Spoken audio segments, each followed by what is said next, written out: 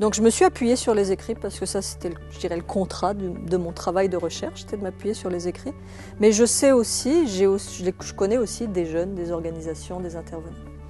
Et ce qu'on sait, et c'est pour ça que ça m'intéressait d'en parler dans ce livre, c'est que ce que je vous disais, c'est que les choses ne sont pas si noires et blanches, sont plus colorées. Et quand on interroge des enfants ou des jeunes qui sortent des groupes armés, ils vont vous dire moi je voulais rentrer, je voulais me venger parce que il s'était passé ça dans ma famille, dans mon village, je voulais partir. Ou alors d'autres vont vous dire, mes copains y étaient, je voulais y aller aussi.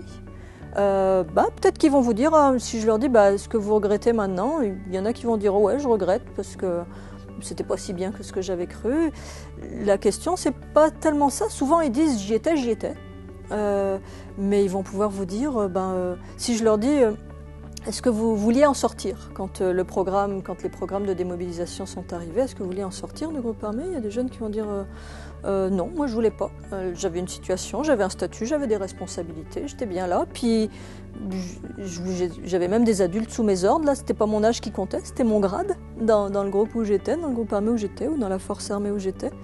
Voilà. Et puis si je leur demande, est-ce que maintenant que vous êtes sortis, qu'est-ce que vous voulez y retourner? Est-ce que vous êtes content? Il y en a qui vont dire, non, je suis content d'en être sorti parce que j'avais pas de projet quand j'étais là-dedans. Puis maintenant, je me rends compte que dans la vie civile, j'ai des projets.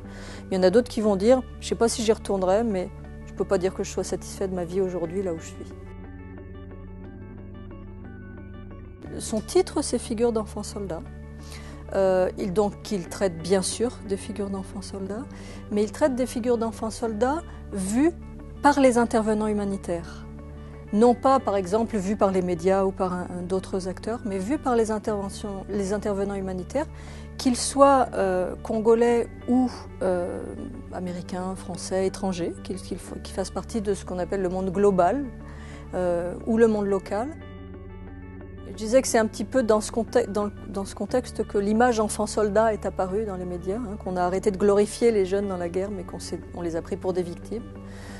C'est l'image de la guerre africaine. Et ce qui est ressorti, c'était pas mon objectif au début, quand je suis allée regarder les documents écrits par les intervenants humanitaires, je voulais regarder comment ils se représentaient les enfants.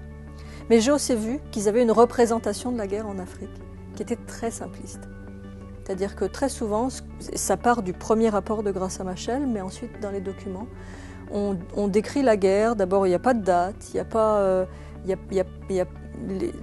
on décrit les personnes qui font la guerre comme toujours barbares, sauvages, maltraitants, n'ayant pas de raison vraie pour faire la guerre, à part la cupidité et le besoin de pouvoir.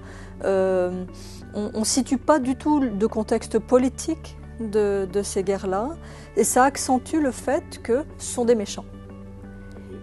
Et ça accentue le fait que, comme ce sont des méchants, nos enfants sont encore plus victimes. Les enfants dont on parle, ils sont encore plus victimes, puisque ceux qui les recrutent sont des méchants. Donc très souvent dans les documents, on parle moins du fait d'abord que les enfants peuvent être volontaires dans ces groupes armés, qui ne sont pas forcément obligés, qui peuvent avoir une raison, qu'elle soit bonne ou mauvaise, c'est pas forcément à nous d'en juger, mais qui peuvent avoir une raison idéologique ou autre de se recruter. Et que les guerres en Afrique ne sont pas seulement des guerres de gens manipulés, sauvages et barbares, mais que ce sont des guerres qui ont du sens, les gens qui étudient vraiment ces guerres. Et localement, on voit bien quand on parle avec des Congolais, ou quand on regarde les quelques documents congolais qu'il y a, qui sont moins nombreux que les autres, on voit bien là que les auteurs donnent un peu plus de détails sur ce que c'est que cette guerre, donnent un peu plus de détails sur ne serait-ce que des dates, des protagonistes, etc. Parce qu'elle a du sens, mais c'est vrai que c'est une des choses que j'ai découvertes. Je ne m'attendais pas à aller chercher de ce côté-là, mais ça sautait un peu aux yeux, je dirais, en regardant les documents. C'est que les intervenants humanitaires, pour servir leurs propos de victimes du côté des enfants, ont tendance à regarder la guerre en Afrique, notamment, sous une forme très caricaturale. Du coup, on peut imaginer que ça facilite aussi une ingérence politique en disant il faut arrêter ça, c'est du n'importe quoi, il faut stopper cette guerre. Ce n'est pas à moi de juger s'il faut stopper la guerre au Congo ou non, ou si elle est juste ou non, mais ce qui est sûr, c'est qu'elle n'est pas... Il n'y a pas de raison que ce soit une guerre moins juste qu'une guerre qui aurait lieu en Europe ou ailleurs. C'est juste qu'on a cette vision très caricaturale de la guerre en général, et notamment en Afrique.